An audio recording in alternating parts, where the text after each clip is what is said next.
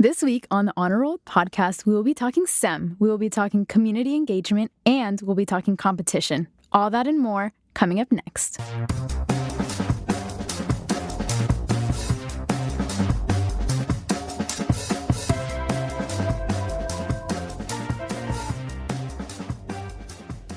Hey Honors Bulls, welcome to the Honor Roll podcast, the flagship podcast of the Judy Genshaft Honors College Podcast Network. I'm your host, Fabiana Requena, a second-year student studying marketing and business analytics at the University of South Florida and a member of the Honors College. Today, my co-host is Caroline Merriman, a third-year student studying English and biology here at the University of South Florida. Caroline, would you like to introduce yourself? Hi, everyone. Hi, Fabi. As you said, I'm Caroline Merriman, and I am a third-year honors student, and I am so happy to be back on the podcast today.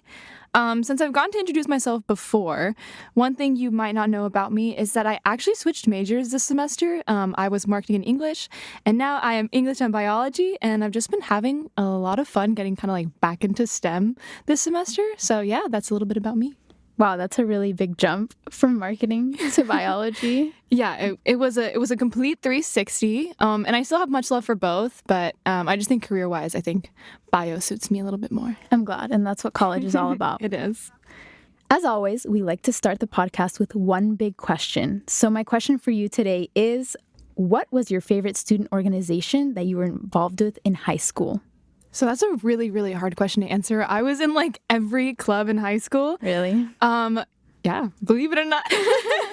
But I'd have to say my favorite was we had a community service organization that I was a part of for 4 years in high school, and it was called Pink Ladies and T-Birds. Ooh. And we just did so many different outreach events that I really enjoyed. I felt like other clubs didn't give us that opportunity, but like we volunteered every Christmas to sing carols at nursing homes. We like made like Christmas gifts for foster students. We fundraised for hurricane relief. We did car washes, and we volunteered with like underprivileged elementary students to like tutor them. And so I think it just gave me an opportunity to like interact with the really, really different parts of my community that otherwise I wouldn't have gotten the chance to. Right, really diverse parts of the community. I love that. I love to hear that you were so engaged in high school. For me, along with a friend, we like initiated this rehabilitation for a community garden. It was like abandoned for a while, and it was just super overgrown and stuff. And so we went in and we were like, let's make a plan, let's clean this up. So we hosted like lots of cleanup events for that. And eventually we wanted to have like a full grown community garden. I know, right? I love gardening and I love plants and everything, so that's why we wanted to start that. And it was just really fun because we would get to go out on the weekends and just, hang out with our friends, but also do something to give back to the community. And actually now they send us like progress pics of like where they are now, and it's like insane. Like what we did is like so little in comparison to what they're doing now, and I'm really proud of all the achievements that they have gotten to. But it was like a seed for what it is now. It was a seed. Exactly. That's really That's great a great that you analogy. got to be a part of that. Yes, so true. Along those lines, I heard about this new organization here on campus, Bull Science Olympiad. Have you heard about it? I actually haven't yet, but I would love to hear more. Well, luckily, we have two students here joining us to talk about what Bull Science Olympiad is, how they founded it, and about their recent event here on campus. Stay tuned.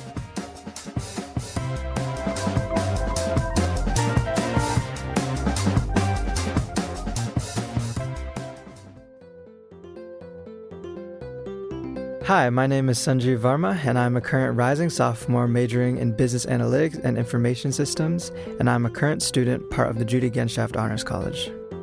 My favorite honors memory would be at the end of last semester when I was wrapping up my geographical perspectives course, and we had a fiesta to kind of end off the semester where my classmates and my professor each brought a unique dish from each one of our cultures, and we shared that on the very last class of the semester.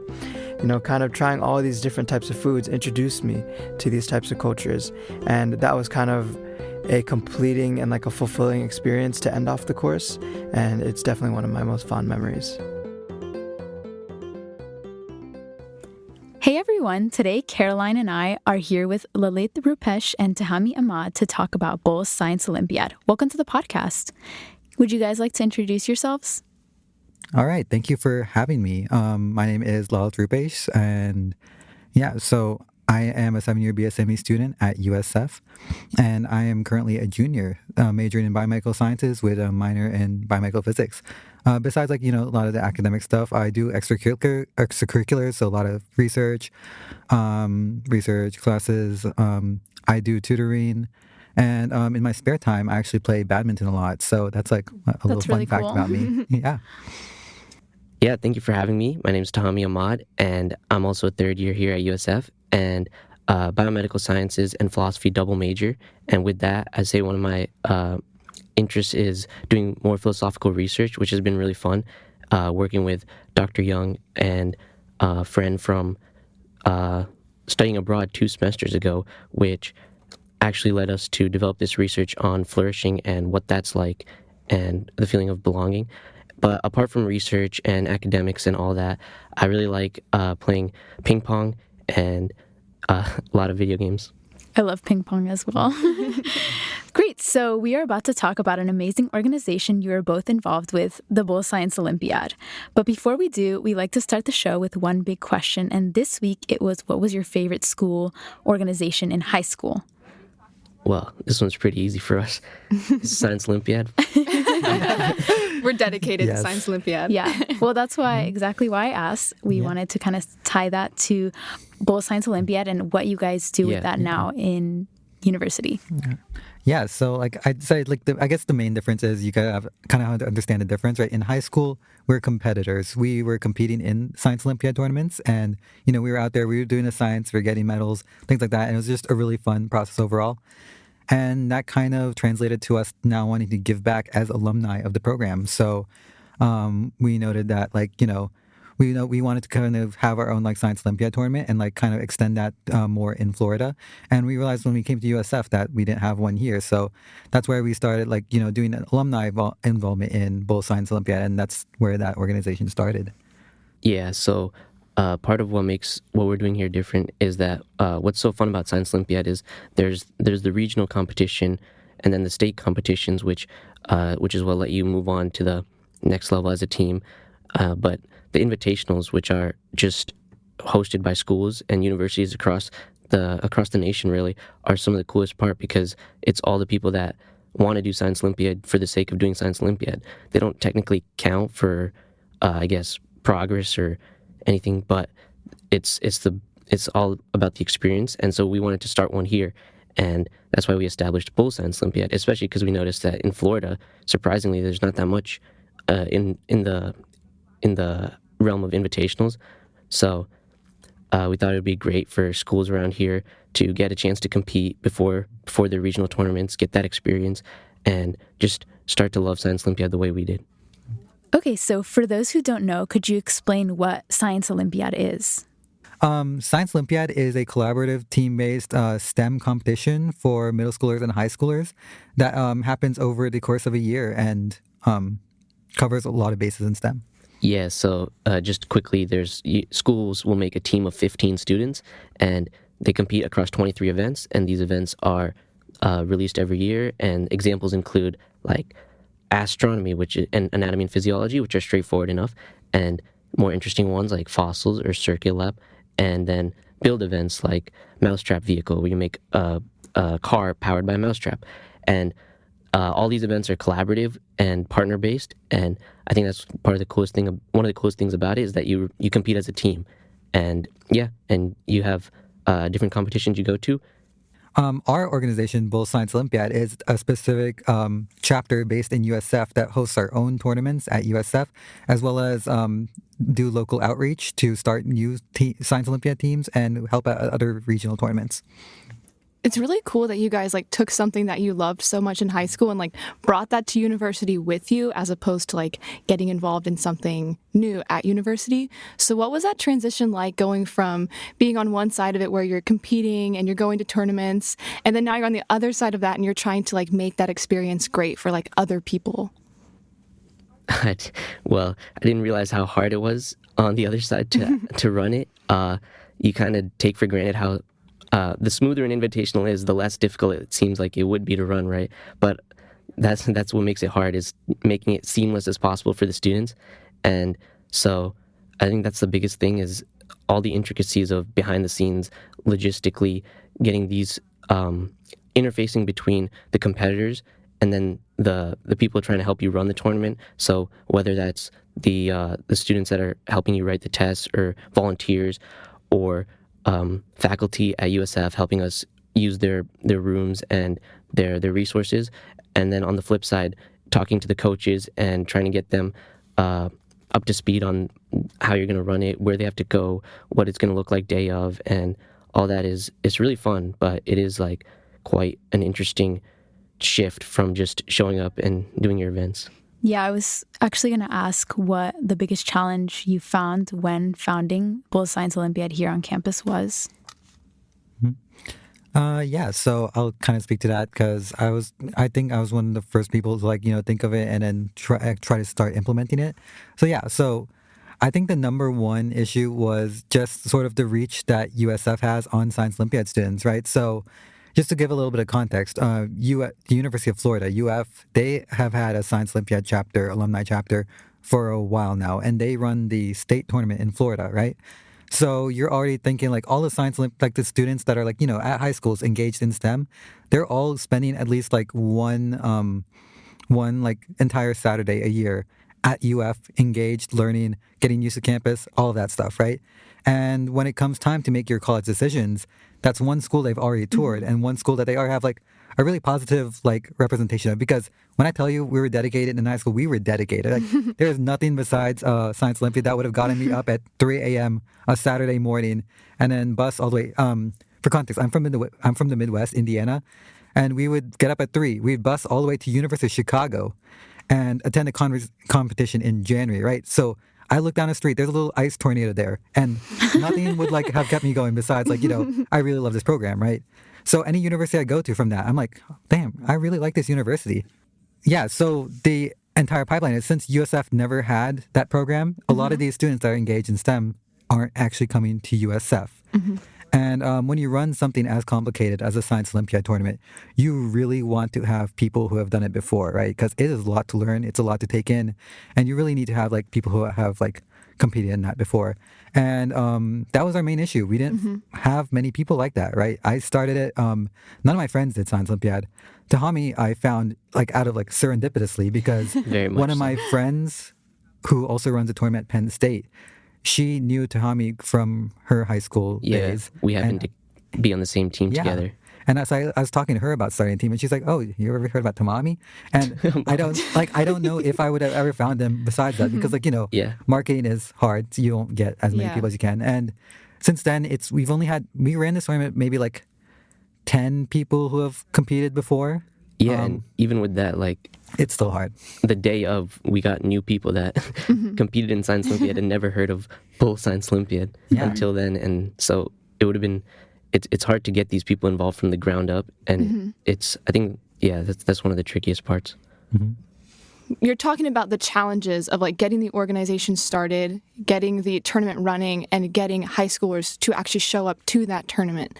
So what went well in the process of like getting the tournament started? How were you able to overcome the challenge of USF has never done this before, and now we're starting it, and we want people to show up? Yeah, so I think actually for getting people like high schoolers to show up, it actually wasn't super hard because Florida, despite being one of the like one of the highest numbers of Science Olympiad teams in any state, they have very few like invitational competitions, right? Oh, yeah. So it is kind of like a wasteland, and that's one of the reasons we started it here because we're like, you guys need more competitions to get, just like have a better time. So when we established our tournament, we actually had a good amount of people, like teams, sign up already, and that was great. So that went really well. But the challenge is, like I said before, getting students at USF to help us run it, because I think it's a challenge. Like that's a challenge with like many small student orgs, right? Because the smaller you start, the less reach you have, and it really becomes like a networking game and like an advertising game, and like hopefully you get like good people from your like posters across campus. So that was like a long haul, but eventually we were able to like assemble a pretty good e-board team. What worked well, I'd say interviews, things like that. We did extensive interviews, applications, a lot of strategic planning to see how we can put together an organization and have it run well. Tommy, have any thoughts? Yeah, flyers are good. For getting the manpower here, let's see. Oh, I think what helped a lot was actually doing a preliminary kind of online version last year, which it was like an invitational because post-COVID they introduced this new platform, Science Olympiad, to do virtual invitationals, which is a lot easier to run, I would say, because the hardest part is getting the tests for the events so that they can write and compete in them. But other than that, you don't have to worry about people coming on campus, where they're going to stay, where they're going to go, how they're going to do with transport and food and all that. So having that preliminary tournament last year, I think that really helped establish us, not only in the realm of as an invitational that high schoolers can come compete at, but also as an organization at USF. And we got a lot of people there that came back next year because they really liked it, even though it was just like, I think it was like 7 of us in a room in the MSC running this tournament. It was like our headquarters. But yeah. Can you tell us a little bit about the competition that you had recently here at USF? So we founded the club in August 2022, and we hosted our first competition in November 2022. Yes, that's the right date. And so that was a virtual competition, like Tehami said, and we kind of had like teams all across the nation, like kind of join virtually and take our exams and submit videos of their builds, and we graded those. Quite a few, actually. Yeah. Like 1,000 students almost. Yeah, That's a lot. 1,000 plus That's more students than I was across expecting. 90 plus schools, and it's 13 states and all that. And that was just for the first one? Yeah. Wow, So that's amazing. That is great. because it's virtual, right? So a Yeah, lot of thank people you. then it makes it more accessible. Yeah. Yes, Yeah. it's very accessible. And I think it shows just how much these kids are like hungry for competition. Yeah, the registration fee wasn't cheap either. It was like $80, I think, Oh, wow. for a team to compete, right? So they really wanted these competitions bad, and this was like pretty still soon post COVID, Right. and this year like in-person invitationals just got more popular again because it's in person, it's a lot more fun. So we wanted to kind of take the next step and host that in-person competition. So after our first tournament in November 2022, we volunteered at the regional competition and state competition in Florida in like spring 2023. So we hosted a Science Olympiad tournament in person at USF, and that was a pretty big success, right? For an in-person tournament, it's sometimes hard to get people on your first tournament, obviously. You want to start small too. And we got 250 plus students, I'd say, from around 18 different teams. 10 schools, yeah. Yep, 10 schools. And then, and this was across the state, right? We had some schools down from Tallahassee and some schools coming up from Miami. So they were making a trip Yeah. to get here. A lot of them stayed overnight too. And yeah, so it ran really smooth. It ran really smoothly. Like all the teams came and they had a good time. We had some great feedback from coaches and students. And all our events were like pretty much almost completely on time, which was great. Explore the world of research with the University of South Florida Undergraduate Research Portal. This centralized online portal paves the way to exciting research opportunities filled with discovery and personal growth. It will connect you with the right research lab, professors, and mentor relationships at USF. The perfect research opportunity is just one click away. Search USF Research Portal or visit the Judy Genshaft Honors College website to learn more. Can you walk us through a little bit of the day of the event? What would a student be doing there, and what are your roles there? Yeah, so for us at least, I would say we were trying to be the two guys really to go to. And Lalith was doing more of like a HQ position. He would be talking to coaches if they had questions, and he would be being in that room, just making sure if anyone has something really pressing, they go to him. And I was trying to be more on the ground.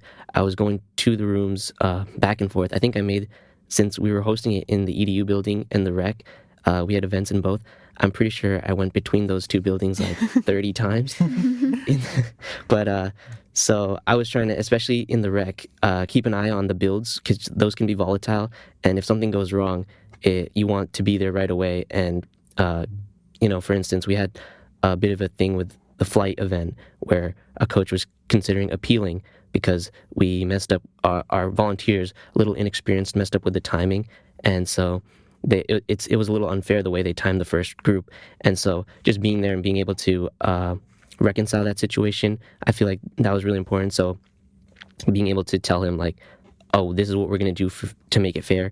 And then I was just trying to have that role going between events, trying to make sure everything was happening as smoothly and efficiently as possible, and making sure that, especially since a lot of our volunteers aren't familiar with Science Olympiad, making sure that they knew what they had to do. But so on the other question, for the students, what they do when they come here, so I'd say their day started at like 5 a.m., maybe 4 a.m., depending on when they had to wake up. And so then they took their bus ride here, probably like an hour or two, unless they came from even further and stayed overnight. But these days start really early, and the reason for that is because they're long days. You have to show up, and then there's 6 time blocks of events, which are started around 9, I think. But even before then, you show up, you set up at your home base, you have all your materials, and if you remember, these are teams of like 15 students, sometimes more if schools bring multiple teams, and so it's a lot slower of a process than it seems to get there and get set up. And so after that, there's hour-long time blocks with like 10 minutes in between. So with 6 of those, that led us to about 4:30. And in those time blocks, each student will compete in their respective events. And I'd say on average, a student competes in about 3 events. And so whenever they have that event, they go there with their partner and they take a test, or they test their build.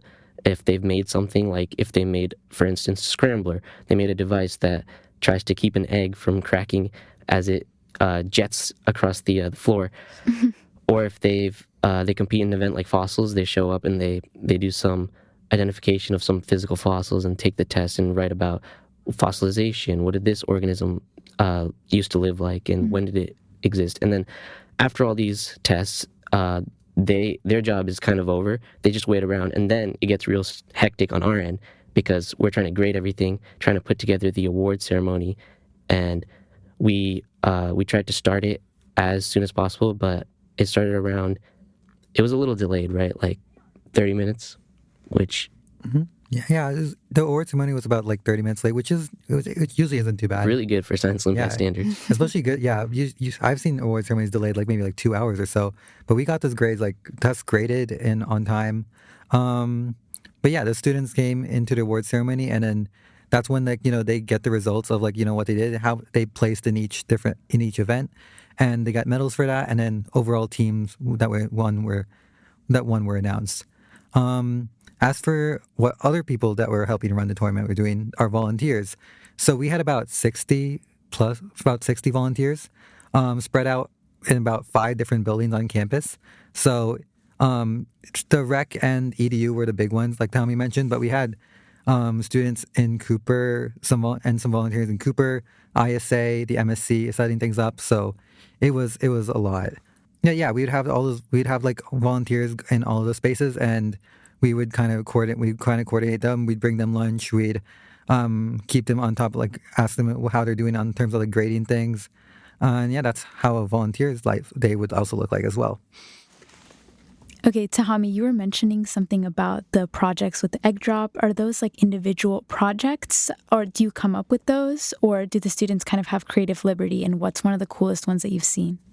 Right. So actually the way it works is the National Science Olympiad organization, they come up with these events, and so the students, they get creative freedom in how they approach the event, but I'd say there's a set rule book that comes out once a year, and this is a very highly anticipated drop. It's like supreme for STEM kids. But so when that rule book comes out, everyone is looking through it. What are the new events? What are the changes to the rules? And I think it goes to show just how that set of rules is really the start and end of all Science Olympiad. And so, but within that, they have 23 different events, and there have been some really interesting creative ones, I think, like Lalith and I have a bit of a disagreement on this, but Game On is an event that I did not like, and Lalith really likes. If you want to explain that. Yeah, so Game On is a event where they design a video game in the time block of 50 minutes using Scratch, which is a kind of like a programming software for students. Yeah. So it's mainly geared to like middle school students, although it did have like a little bit of a high school run too. So that was a pretty fun one because you'd see some really interesting games, especially because you only had 50 minutes to design the game from scratch, including creating the sprites and the art for it, right? So that was pretty fun. In terms of like physical builds, there have been some really interesting ones. For example, one event that ran a while ago was called Ping Pong Parachute, which is they have to create a rocket launcher that launches into the air and then has a ping pong ball with a parachute strapped to it, like drop from the rocket, and then they basically time how long it takes for that ping pong ball to get to the ground.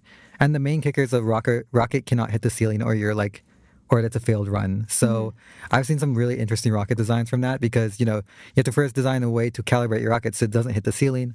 And then you also have to design some really interesting parachutes out of students have great creative liberty because they can make their rocket out of pretty much everything, out of a lot of different materials.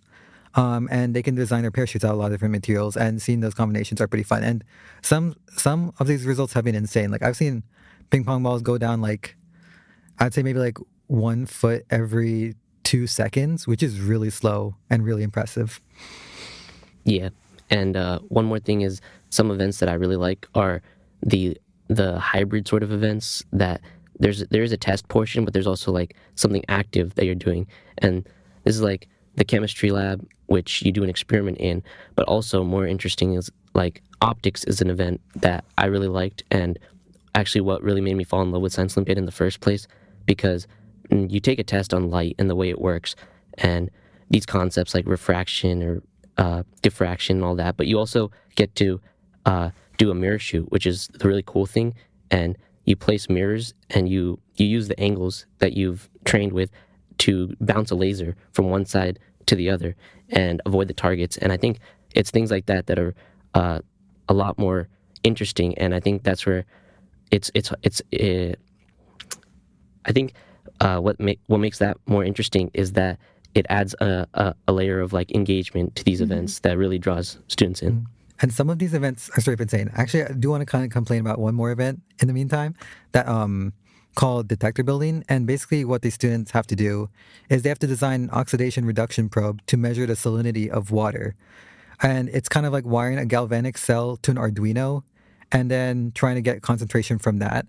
And I've shown these schematics to chemistry professors here at USF, and even they are convinced even undergraduates can't do this. That's amazing that students are doing that. Yeah, I was like, how are high schoolers doing this? It's wild to me. We're getting smarter. That they're coming over here and they're our faculty. One of our faculty sponsors is a chemistry professor. He's actually the coordinator of all labs at USF under College of Arts and Sciences labs.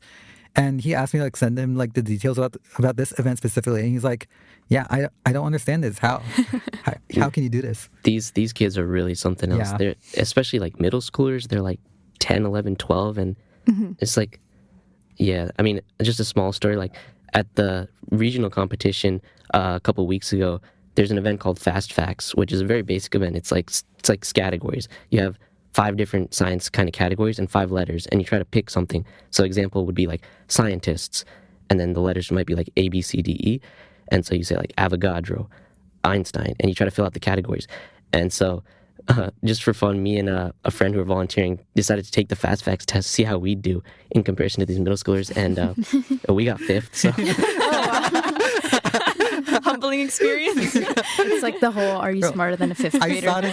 I saw this 10-year-old operate a pneumatic catapult he designed and built himself. I was like, what? You're 12. Yeah, that's so what I was saying. there seems to be this balance between being spontaneous and having fun with it and thinking outside of the box. And then there's a creativity component. And then there's like the very academic competition component. So kind of seeing all these different things come together, like has that changed your view of just like STEM in general, like how you approach STEM concepts? Yeah, it's a very interdisciplinary experience, right? Because I am a pre-med, right? So biology and chemistry, that's like all I've been doing here.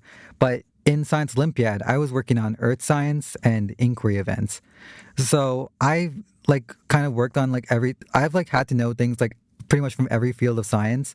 And it's come in helpful both in Science Olympiad, like while I was competing, as well as running the actual tournament itself. Because when I say everything like in STEM is fair game, everything in STEM is fair game for this competition.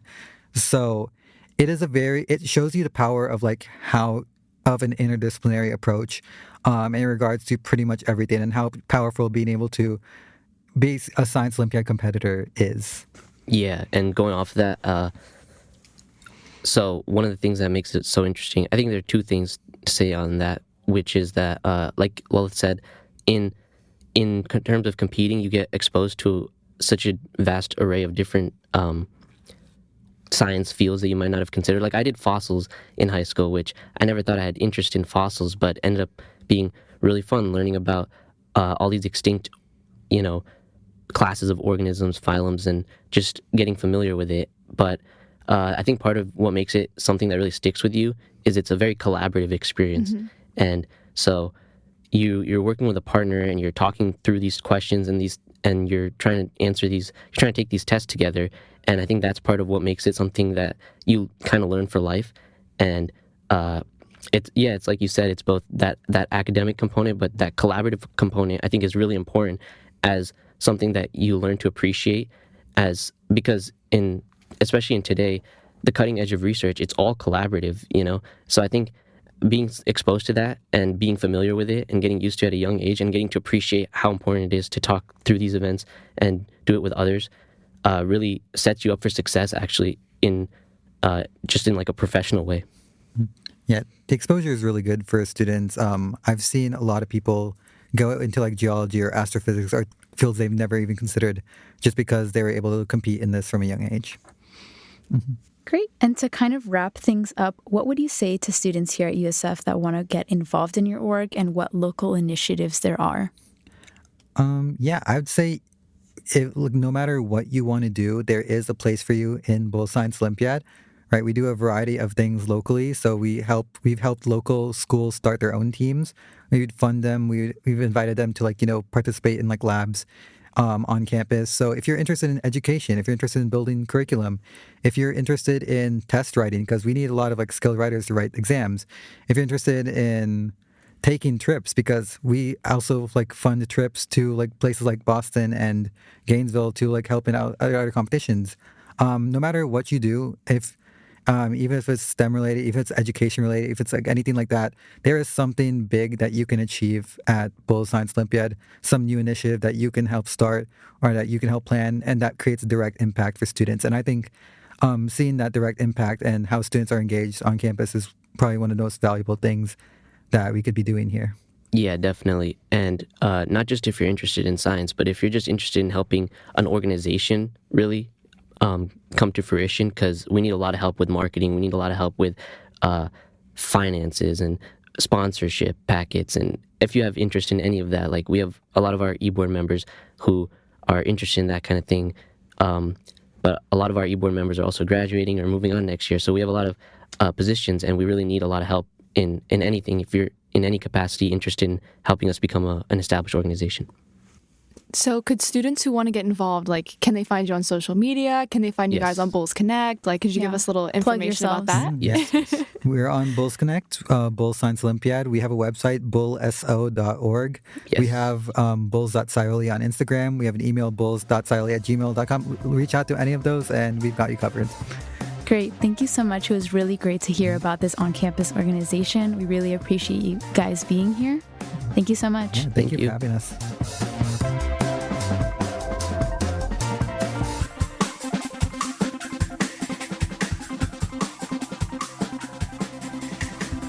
And we're back in the studio. Well, Fabiana, that was such a fun interview to get to be a part of. I think it was just so great to hear about Lalith and Tehami's passion for just bringing Science Olympiad back to the USF community. I think that was really inspiring to hear. Yeah, definitely. I agree. I can't wait to see what they do in the future, and I can't wait to see honor students get involved with this as well. Well, speaking of honor students getting involved with things in our community, don't forget to continue to check the honor roll newsletter and our website at usf.edu/honors for all upcoming events, updates, and news. That will do it for this week's episode. The Honor Roll podcast is recorded in the Judy Genshaft Honors College at the University of South Florida Tampa campus. Production assistance is provided by Professor Adam Davidson and Abby Malloy. Thank you all so much for listening. Please do not forget to rate and review our podcast. We really appreciate your feedback. Please join us next week where we'll be talking more honors stories at the Judy Genshaft Honors College.